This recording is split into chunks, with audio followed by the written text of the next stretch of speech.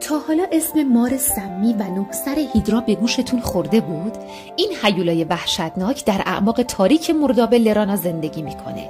هرکول بعد از عبور از خان اول و شکست شیر نیمیایی با گرز فولادینش پا در این مرداب تاریک میگذاره. همونطور که جلو میرفته ناگهان زمین شروع به لرزیدن میکنه و سایه بزرگ هیدرا رو در دوردست میبینه. نزدیکتر که میشه از دل مرداب سرهای ترسناک هیولا با چشمانی درخشان و شرور یکی پس از دیگری پدیدار میشن و به سمت هرکول حمله ور میشن. در این لحظه جنگی مرگبار آغاز میشه و هرکول با یه حرکت قدرتمند گرزش رو به یکی از سرهای هیدرا فرود میاره. اما با تعجب و شگفتی تمام میبینه که از محل بریدگی سر بریده شده 2 سر جدید بیرون میاد.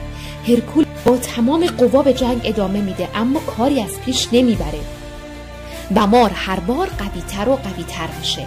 در این موقع ایولاوس برادرزاده هرکول با مشعلی از آتش به کمکش میاد. در نتیجه هر بار که هرکول یکی از سرها رو میبرید ایولاوس محل بریدگی رو با آتش میسوزوند تا دیگه سری رشد نکنه و آخرین سر رو هم زیر تخت سنگ عظیم دفن میکنن تا برای همیشه خاموش بمونه.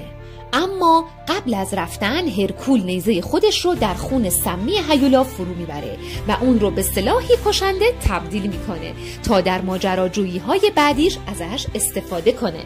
این هم از خان دوم هرکول، قهرمان اساطیری یونان باستان.